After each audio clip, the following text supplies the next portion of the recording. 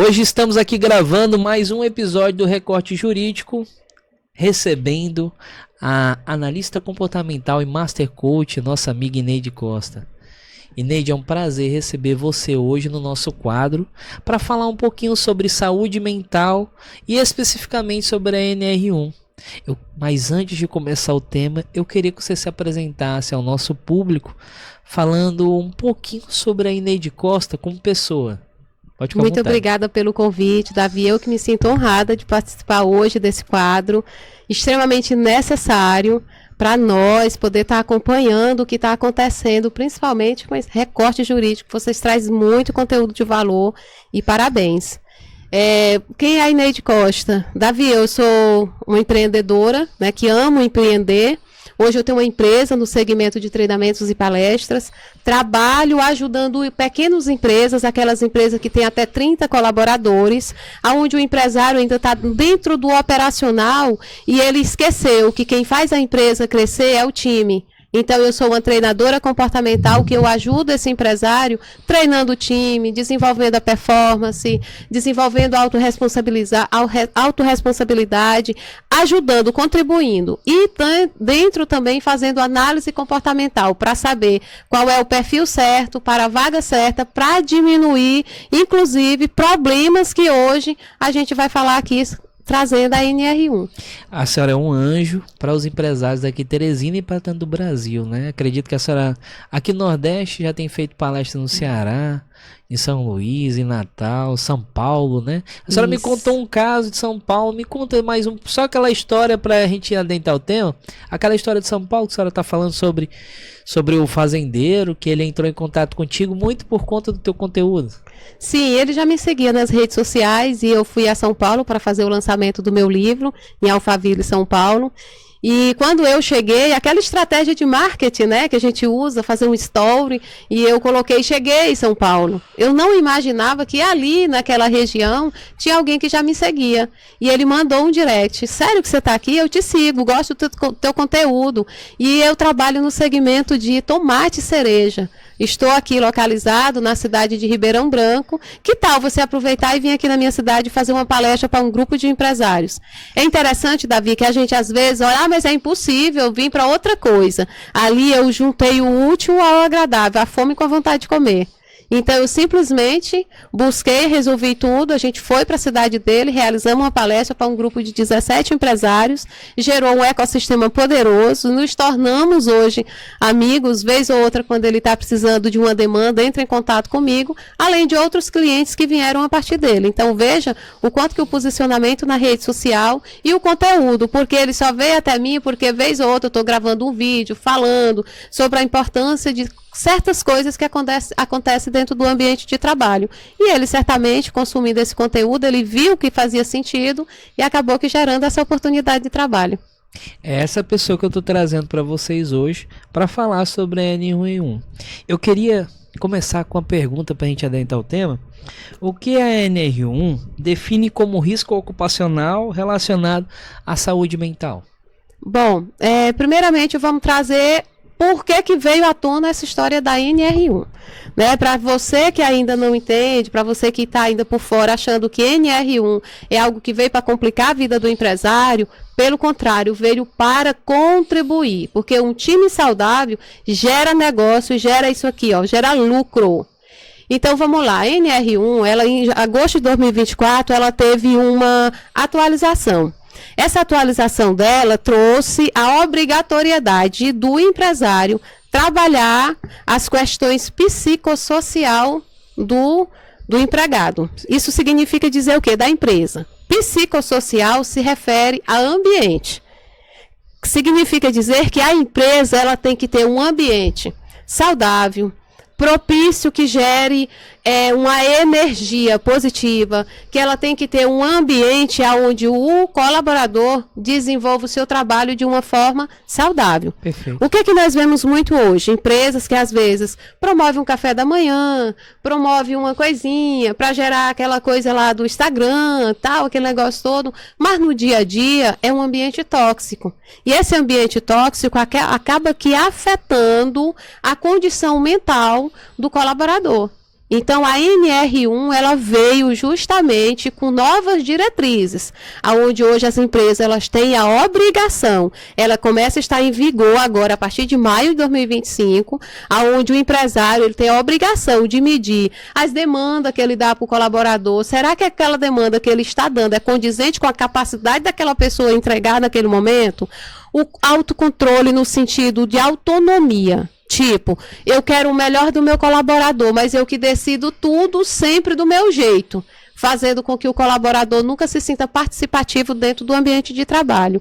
E pertencimento, reconhecimento e várias outras coisas que são importantes hoje o empregador trazer dentro do ambiente de trabalho. Isso são as principais novas diretrizes trazidas hoje pela NR1, que para quem não sabe significa Norma Regulamentadora número 1, ou seja, é a mãe de todas as NRs. Ao todo existe 38 NRs e a NR1 é a primeira.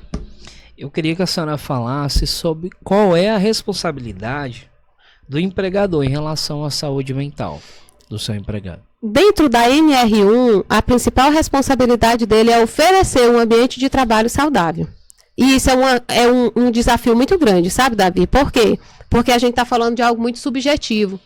Tipo, o teu estilo de vida, dependendo do teu estilo de vida, o problema que você desenvolva dentro da empresa, tipo ansiedade, que hoje é a terceira causa de absenteísmo do Brasil, é a ansiedade. O que é absenteísmo, gente? É aquela pessoa que está colocando muito atestado, licença, que está empregado, mas quase não está frequentando o trabalho.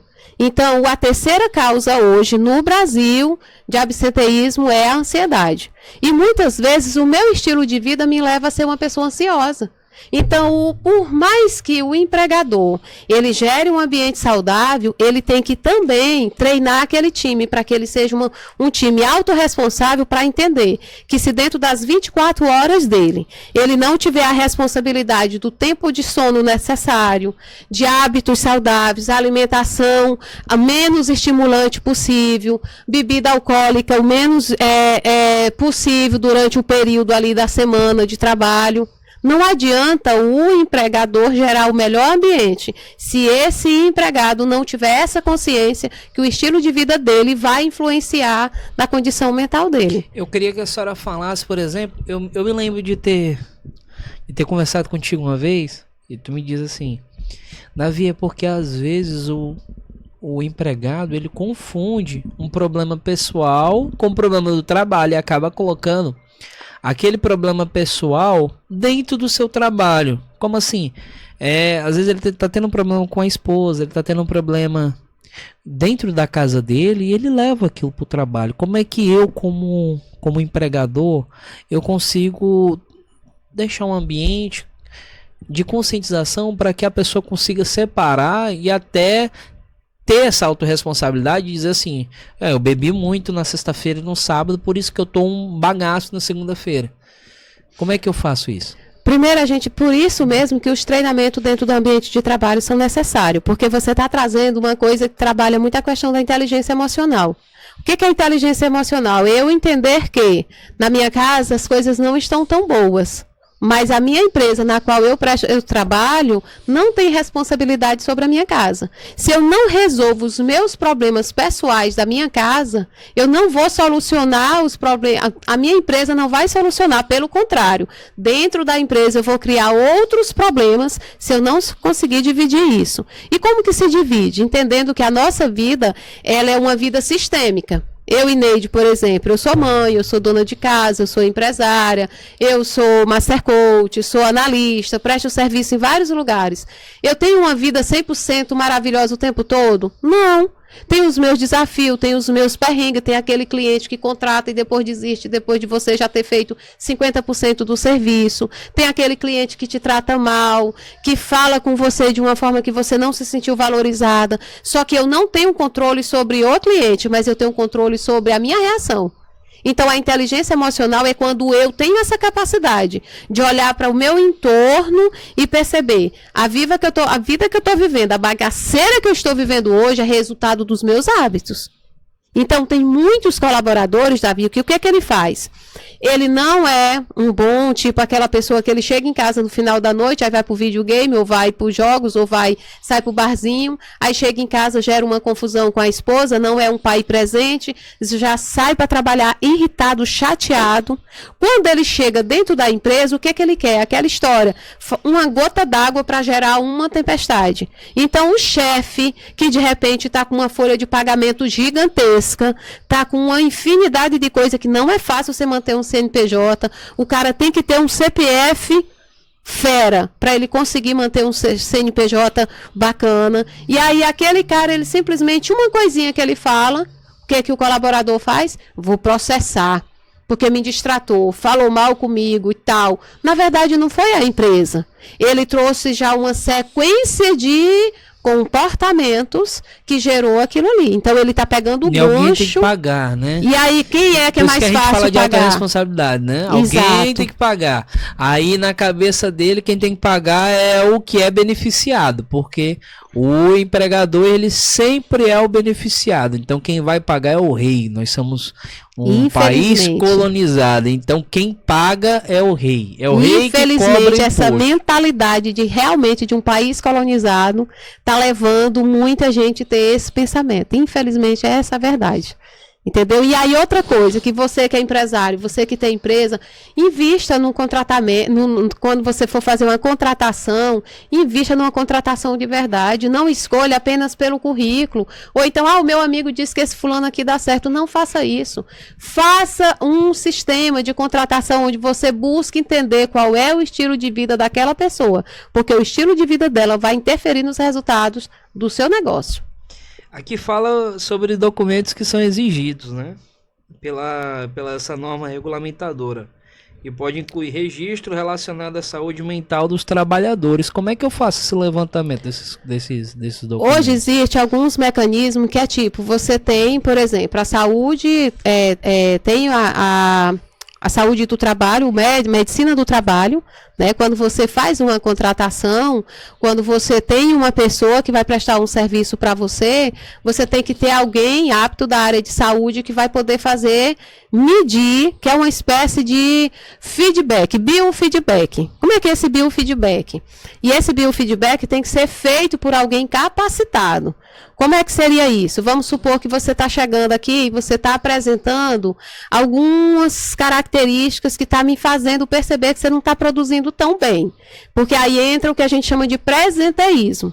Enquanto que o absenteísmo é quando a pessoa não vai trabalhar porque colocou um atestado ou uma licença, ou nem colocou, mas não aguentou ir trabalhar.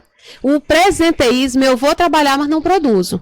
E já existe uma estatística de quase 15% de colaboradores dentro da empresa em estado de presenteísmo. O que é isso? Eu estou lá, mas não estou fazendo nada. E, Neide, qual é o risco disso dentro da empresa? Por exemplo, para um cargo na área administrativa, eu posso passar uma nota fiscal errada, eu posso passar um troco errado para o meu cliente, eu posso vender um produto e entregar outro, porque a minha cabeça não está ali. E dentro de uma área operacional, aquela pessoa que trabalha, por exemplo, com maquinários, um motorista que está, por exemplo, dirigindo um ônibus lotado de passageiros, se eu estou em estado de presenteísmo, corre o risco de eu passar um sinal vermelho, de eu fazer uma ultrapassagem, fazer algo que possa prejudicar a vida de quem? Das pessoas que estão ali. Então, quando o corpo fala, Davi, quando eu vejo um colaborador que ele, nossa, fulano ele é tão assim, ativo e tal, do nada ele mudou. Então, a gente tem, é aí onde entra as ferramentas, o biofeedback. Fulano, vem cá, vamos aqui conversar. Aí você chega naquela pessoa responsável e apta para aplicar aquela ferramenta, onde você faz, fulano, me fala como é que anda o teu sono?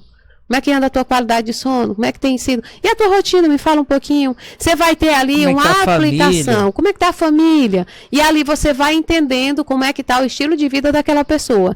E tem outras ferramentas aplicadas pelos médicos. Que é tipo, por exemplo, eles colocam eletrodos no corpo daquele colaborador e eles colocam aquela pessoa para, por exemplo, respondendo uma série de perguntas. Durante aquele período, ele estimula alguma coisa para que eu gere em você um estresse.